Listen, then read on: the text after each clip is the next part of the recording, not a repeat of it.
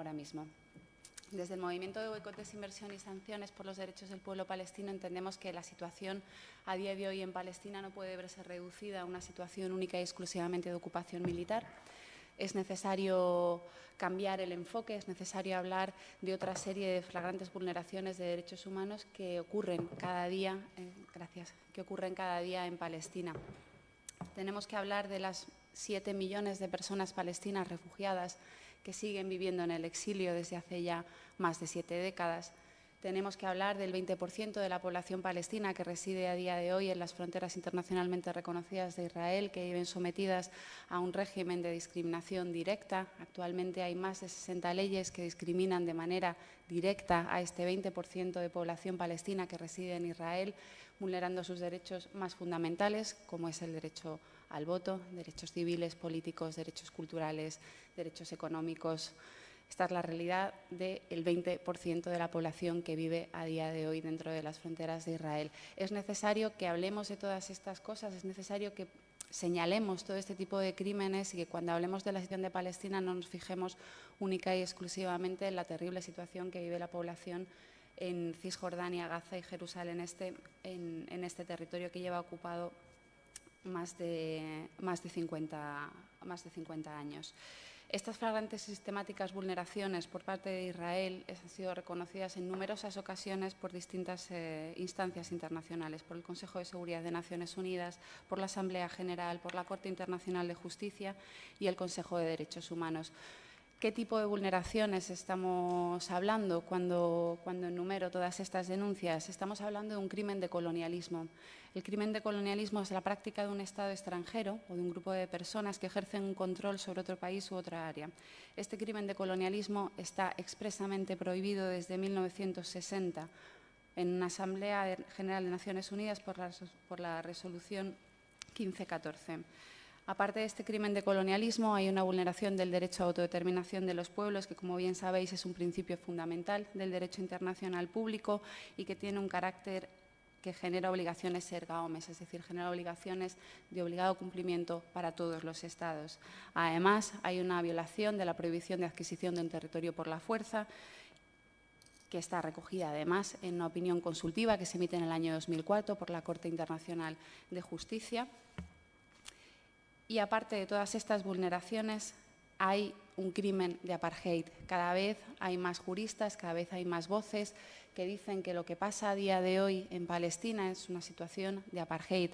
A muchos de vosotros y vosotras os sonarán las imágenes de la Sudáfrica del apartheid, en la que había un régimen de discriminación institucionalizada por el cual un grupo de población blanca intentaba oprimir al grupo de población nativa negra que vivía en ese territorio. Esto es lo que a día de hoy estamos viendo en Palestina. Todas estas vulneraciones de derechos, el crimen de colonialismo, el crimen de apartheid, la prohibición de adquisición del territorio por la fuerza y la vulneración del derecho de autodeterminación de los pueblos son una serie de crímenes tan flagrantes que atentan contra la convivencia de la comunidad internacional y por ello estos crímenes generan responsabilidades no solo para el Estado responsable de estas vulneraciones, que sería Israel, sino que además genera obligaciones para terceros estados. Este principio de responsabilidad internacional por hechos de responsabilidad para terceros estados por hechos internacionalmente ilícitos está recogido en el derecho internacional público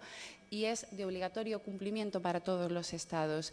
No es necesario ningún tipo de resolución especial por parte de Naciones Unidas para que esto se aplique y se ejecute. No es necesario transponer ningún tipo de normativa en el ordenamiento jurídico local o nacional de los Estados. Son normas de obligatorio cumplimiento. ¿Qué significa esta obligación de terceros estados? ¿En qué se traduce en la práctica? Hay una obligación de no reconocer ni proporcionar asistencia material a este tipo de situaciones que son internacionalmente ilícitas. ¿De qué hablamos cuando hablamos de no reconocer? Hablamos de dejar de tener relaciones económicas, diplomáticas, culturales y comerciales. Tener intercambio comercial con un país como Israel, firmar acuerdos con empresas israelíes, supone reconocer y legitimar una situación de profunda discriminación. Supone estar reconociendo como una contraparte válida a un Estado que es culpable de un crimen contra la humanidad, como es el crimen de apartheid. Desde el movimiento de boicot, desinversión y sanciones llevamos años denunciando esta situación y llevamos años denunciando la normalización de relaciones con un Estado criminal. Entendemos que tras décadas de negociaciones, tras décadas de iniciativas gubernamentales y de búsqueda de soluciones pacíficas a través del diálogo, estas estrategias de solución dialogada, diplomática y negociada han demostrado que no solamente no han conseguido mejorar la situación, sino que no han hecho más que mantener y perpetuar un status quo que lo único que hace es seguir oprimiendo a la población palestina y mantener esta situación de opresión y desposesión que dura ya demasiado tiempo. Por eso, en el año 2005, la sociedad civil palestina lanza una llamada a la comunidad internacional, a los ciudadanos y a las ciudadanas de conciencia, para que rompan este tipo de complicidades, para que dejen de mantener, para que retiren los apoyos que hacen que este régimen de discriminación institucionalizada se mantenga.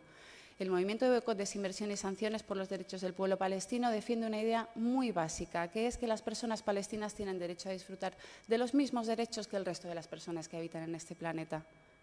Es un movimiento antirracista que combate de manera activa todas las formas de discriminación, incluyendo el antisemitismo y la islamofobia, y tiene tres objetivos fundamentales que aglutinan además las demandas de los principales colectivos y los distintos sectores de población del pueblo palestino. La primera de las demandas del movimiento es el fin de la ocupación militar y el desmantelamiento del muro. La segunda de las demandas es la igualdad de derechos para las personas palestinas que residen dentro del territorio de Israel. Y la tercera de las demandas es el reconocimiento del derecho al retorno de las más de 7 millones de personas refugiadas palestinas que a día de hoy siguen viviendo en el exilio. Estas tres demandas, estos tres objetivos, se fundamentan única y exclusivamente en el cumplimiento del derecho internacional. No se pide ni más ni menos que lo que es justo. A través de estrategias de boicot, desinversión y sanciones, lo que se intenta desde el movimiento BDS es ejercer una presión, un poder coercitivo no violento sobre Israel y sobre sus aliadas internacionales para que se ponga fin a este sistema de discriminación institucionalizada. La opinión consultiva emitida en el año 2004 por la Corte Internacional de Justicia señalaba que los Estados tenían la obligación de dejar de proporcionar ayuda material para que se mantenga esta situación.